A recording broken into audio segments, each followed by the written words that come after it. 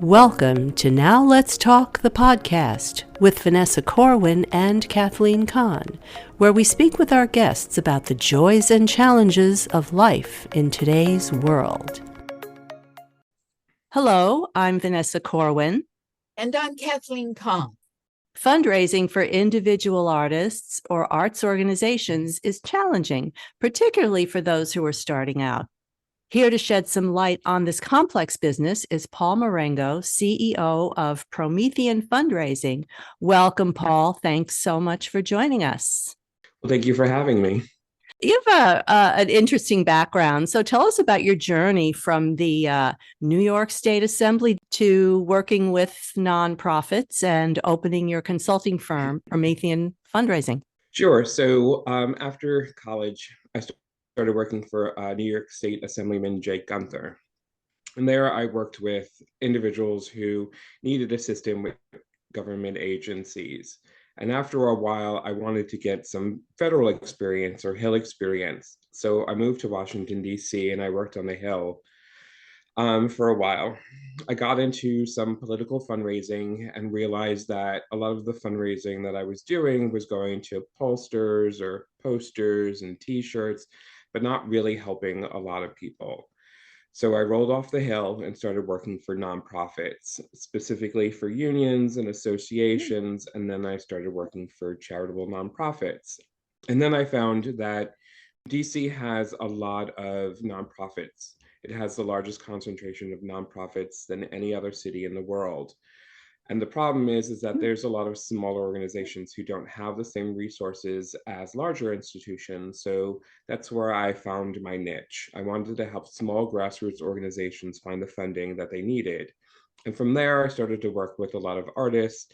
And so I started teaching grant writing and fundraising and development to artists through various organizations throughout the country.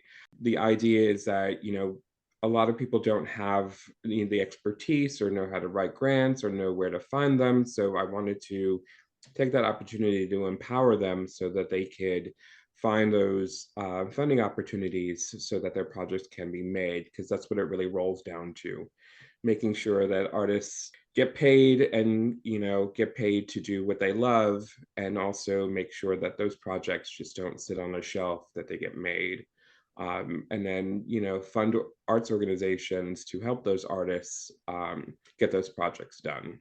So this is, you just described, I imagine what Promethean does, but if I'm an artist or an individual or a small organization, what's the steps to come to you? So just a quick background.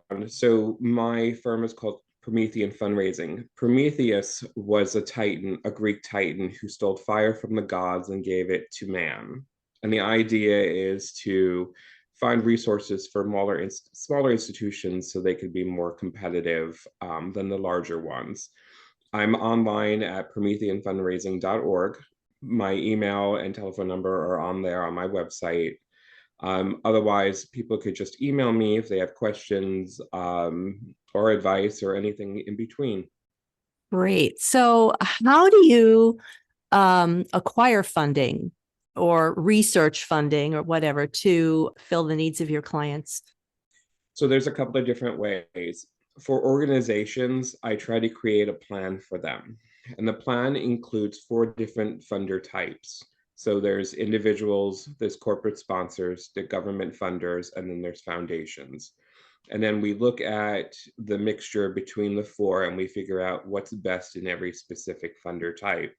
And then specifically for like government funders, we look on a local level, a state or city level, and then on the federal level. And we look for funders who we can apply and receive funding. We need to make sure that obviously our applications are competitive, because government funding is very competitive. On a foundation level, there's many, many foundations all across the world, more so here than any other country. So with foundations, again, we have to make sure that organizations are competitive. We have to make sure that, budgets are sound and make sense. We have to make sure that their programming makes sense and things like that. With individuals, the research gets a little bit harder because most institutions require a 501c3 status. Some funders give to an individual. Most government funders have some kind of individual program. And again, it's just researching, using things like Foundation Center, or Candid, which is called now, and their database to look for individual grants for individuals and organizational grants. For government funders, it's a simple Google search or just looking at each level of government and seeing, for federal, there's the National Endowment of the Arts and the National Endowment of Humanities. On a city level, each and most states have a state level arts funder. And then now funding on a county level is becoming more and more prominent. So there may be opportunities on a county level and then trickling all the way down to cities. A lot of individuals, a lot of government agencies are now seeing the value that the arts have outside of just being art, but also being an economic driver. So there's a lot of different opportunities. It just takes a lot of time and energy. It's not something that's quick, that you can apply tonight and get the funding tomorrow. Let's go back, because you just said for an individual, they have to have, and you mentioned some sort of status that they have to have. Explain what that is. Sure. So most foundations, probably 90% of foundations, require you to be a nonprofit. A small number of foundations have individual programs. Now, some foundations where they require you to be a 501c3 will take what's called a fiscal sponsor. A fiscal sponsor is basically your bank and bookkeeper. So you apply to a foundation who takes a fiscal sponsor. If you get approved, then the money goes to the fiscal sponsor. And then when you need money, you go to the fiscal sponsor, and then they pay for, whatever invoices that need to be paid. Fiscal sponsors all require applications to apply. It's a very extensive application. It could be, 1 or 2 pages or up to 18 pages, because this organization is now your bookkeeper. So, and they take a cut, right, of your correct. monies. They call it an administrative fee. Yeah. Okay. How long, I'm curious, when you put applications in, what is the time span before you get, yes, we've got money we're giving to you? Are we talking months, a year? What? Or does it depend on the individual, who you're applying to? It depends. With government funders, most government funders will give you some kind of time frame of when they would make a decision, and then will sometimes give you an idea of when you'll actually get the funding. Foundations, there's no rhyme or reason. Foundations take, it depends, because some foundations have rolling admissions. So you could apply and then get an answer in a month or two. Or, they put all their applications together, and when they have a board or trustee meeting, that's when they decide who they're going to fund. It depends on the funder when it comes to foundations, and you'll know that when you do your research and you look to see, do they have deadlines? Do they say it's rolling admission? That's all in the request for proposal or on their website, which is why research is so important. Right. What is the difference between the foundations and grants? When you think of grants, grant funding organizations could be anything from, they could be corporate foundations, private foundations, family foundations, public foundations, charitable foundations. It could be organizations like humanities organizations or nonprofit funders. They're not specifically foundations, but they are grant giving. Grants is the one name that all that funding falls under, or what you would call it, as opposed to like a donation from an individual or sponsorship from a corporation. Is there an advantage to have Promethean Fundraising try to do the grants and try to get the money from whatever you think would be the place to go to look, rather than somebody like myself, who is not a big researcher, and it seems like this would be daunting? Do you have a better chance of getting it than I would individually? It depends on the individual. It depends on whatever consultant you use. There's different factors that take place. I don't usually cross share. So if I'm helping you out, then I wouldn't apply for grant that I applied for another organization, because Mm, that's being competitive, and that's something yeah. that you don't want to do. For the individual, it depends on the time. It depends on, other factors, because usually I'm not applying to the foundation on behalf of Promethean Fundraising. I'm just doing your writing for you. And it depends, I can write for the arts, I can write for health, I can write for youth, I can't write for the environment. There are industries that I normally write for that, I consider not an expert in, but I have a good working knowledge of, versus other industries where I may not have any. I've worked with filmmakers, artists, and art organizations for close to 30 years now. So that's an industry that I do a lot of work in and I have a lot of relationships with. So that's what I prefer rather than doing other industries. So when you're looking for a consultant, you obviously want someone who's in the industry, not someone who's not. What is GuideStar and what is the Foundation Center? Talk about that a little bit. What are they, and Sure. how can we as artists use them? So GuideStar and the Foundation Center merged into one organization called Candid. So Candid has GuideStar. GuideStar is a platform much like Charity Navigator, which critiques organizations, based on a couple of different policies, board makeup, all sorts of different details, service, how they do, their different services, depending on the organization. It's an organizational rating platform, if you will. Foundation Center has two different focal points. One is to provide education, so you can take classes Hmm. that are free, like intro to project budgeting. They have boot camps that you could pay for, as well. And then on the other side, is their foundation directory. Their foundation directory is not cheap, but you can access a free copy at most libraries. You Yeah. just have to call your local library and see if there's a copy there, and you just go there and then you can just do your research. Or I mean, there's other directories. There's Grant Station, and I believe Grant Watch, that are a little bit more affordable. And if you're in with a couple of different filmmakers, then it becomes a lot cheaper. So you can get some of those Oh. smaller directories and do your research. Oh, that's a good idea. Is there any need for an individual artist to incorporate? It depends. That's kind of a loaded question, because a lot of filmmakers do incorporate with their films. So their film could be one company and then they could start on another film. And there's different advantages to do that. With an individual artist, I mean, there's the option of fiscal sponsorship. So they don't necessarily have to create their own company.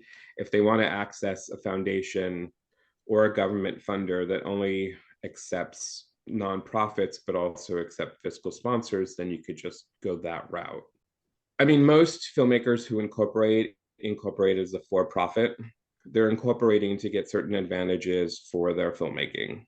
You don't have to go that route. You could just be an individual and work with a fiscal sponsor. You don't necessarily have to become a nonprofit. There's a lot of work that goes into forming and maintaining a nonprofit. But as an individual, if you go the route of fiscal sponsorship, it's an application process and then you're done. Now, when it comes down to actually filling out those grant applications, those applications for funding, that can be somewhat daunting. So, what advice do you have for the individual or the emerging organization as they're filling out these things? Even before you fill out the grant application, you have to make sure that the application that you're filling out is for an organization, a funder that closely matches you and what you're doing. So you have to do your proper research. You have to figure out, which funders, have a high probability of funding your project before you even think about putting the application together. And once you get the application, the one thing that I always say is look at the attachments first, because they usually take the longest. So you can get those balls rolling before you start answering the actual questions. The one thing I always tell the filmmakers is answer the question. It sounds bizarre to say it, but there are a lot of times when a filmmaker may not know how to answer a question and start writing and writing and writing and writing and never answer it. So, you look at the question, make sure that you're answering the question. If you don't have any idea, most foundations have a program manager. There's no reason why you can't call them up and say, hey, I'm stuck on this question. This is how I think I'm going to answer it. If not, I mean, you could always look for friends, either other fundraisers or development, or individuals who work for nonprofits, and say, can you edit my application? Am I answering the questions? Like, if you were reading them, what would you think? Because you should always have a second set of eyes on your applications once they're completely written, making sure that you're answering the questions, make sure that you're answering them correctly and short and straight to the point, because a lot of reviewers may not know things like, different camera equipment, or the fact that you have a contingency line because you're shooting outside and you don't know if it's going to rain. Most funders will tell you to write applications as if the reviewers know nothing. I literally sat on a panel this morning with other reviewers going through applications. And a lot of the filmmaking applications that we were reviewing, timelines didn't make sense to the other reviewers, but I'm like, oh, that's pre-production, that's production, that's post-production, and that's marketing and distribution. That timeline makes sense, but I'm a filmmaker, so it makes sense to me, but it did not make sense to the other reviewers. Is there a criteria for you to take on a client? Organizations that I work with have to be a certain age. I do not work with organizations that just started, because I can't tell a story of an organization with no history. I work with organizations that have a history or have some kind of trail that I could present to a funder. So, like, I couldn't work with a first-time filmmaker because there's no history. I can't present anything. I want to be able to present 3 years worth of programming or financials. With a filmmaker, it's trailers of films that have been completed. They don't have to be completely established, but they have to have some kind of history to present to a funder. That's the most important thing, at least for me. And they just have to have their paperwork in order, whether it's staffing, or whether it's shot lists, or everything in between, because you never know what I could use to paint a better picture to you, to a funder. Funders don't think it's just a filmmaker by themselves, and that's always a misnomer, because in most filmmaker applications, they don't mention the entire crew. That's something I learned today. I surveyed probably 10 different filmmaker applications, and none of them mentioned craft services, or a lighting person, or a sound person, or an editor, or anything like that. No So kidding. it's important to be, it's important to be comprehensive about who's working for you. And it's okay to pay yourself. It's okay to pay everybody on staff. It's okay to present that kind of budget. But it has to make sense. It can't have any red flags, and it has to be comprehensive enough that a reviewer can understand, or a program manager, because when it comes to paneling, so paneling is when reviewers sit around and talk about applications and their scores. Most, if not all, government agencies have to panel by law, and some nonprofit foundations panel, but not all foundations panel. Some foundations will rely on a program manager or two to score the application, and then that application goes to a board or a set of trustees to determine whether they're going to get funded or not. So it's important, at least if you're applying to a government funder, you have a better chance, even though it's just as competitive as a foundation, because at least your application is being reviewed by a couple of different people, as opposed to a private or public foundation where only one or two people may review the application before it's sent on. Wow. But man, I'm still know. like on that thing that you said about the filmmakers who don't mention, oh, by the way, I have a crew. Yeah, a lot of filmmakers sometimes do what we call pad the budget, and that's something you should never do. Never You should pad. always be completely honest about Right, what you're of spending. course. I mean, if I'm putting a film budget together, and let's say I'm filming in Sullivan County, I have to bring food because where I'm filming, there's no place to go eat. So I have to put that in my budget, but I explain it, that it's a food desert. There's nowhere to go. Still got to feed my crew, got to feed my actors, so we have to bring that kind of expense to our filming. But a lot of filmmakers will just put that in their budget in another line item, thinking that, a reviewer is not going to notice. But it's better and more honest if you explain everything out, even if you have to put contingency lines and say, Yes. We're filming outside.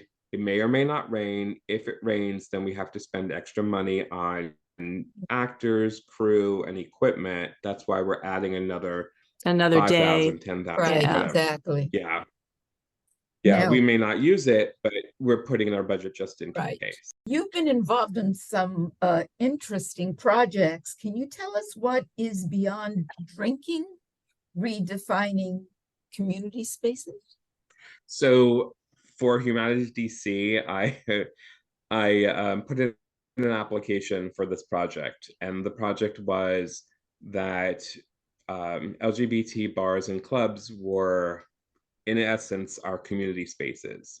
We're lucky right now that we have a community center, but we didn't always have one. So where our organization met was in bars and clubs. Oh. So I did a panel of bar owners, club owners, and event promoters about how bars and clubs were our community spaces back then, because that's where, our community felt the safest. And Humanities DC gave me a grant to produce that panel. Wow. And that was a personal grant that I got for myself, not from an organization. Wow. That's very creative. And, yeah. And I just got another grant from the DC Arts Commission to produce a project. It's called The Drag Chronicles: From Art Form to Activism. And it's about drag queens who are now using their platform as activists. Oh, wow. Are you preparing, you want to film this? There's two parts that will be filmed. The panel will be filmed, and then we're going to do oral histories of drag queens and kings who've been in the industry for decades. Oh, wow. Sounds really interesting. Oh, so have you started working on that yet? We have. Yeah. That's great. Oh, well, that's awesome. Well, good luck with that. Exciting. Yeah. Yeah. You've given us a lot of really good information here, like really super good, super terrific information that I think artists in all fields can use. I mean, we because we ourselves are filmmakers and video makers, and so that's kind of our frame of reference. But I think a lot of what you have said can apply to artists in different areas. Oh, and I know you said this kind of at the beginning, but why don't you tell the folks again where they can contact you and get more information about Promethean? Sure. So my website is prometheanfundraising.org, and then I have a contact us section of my website that has got my email and phone. Oh, well, Paul, this is so informative. Thank you so much. Of course. Yeah, we really appreciate it. I'm, by the way, jotting down all these notes that I'm thinking, it was great, and we thank you. Thanks for joining us.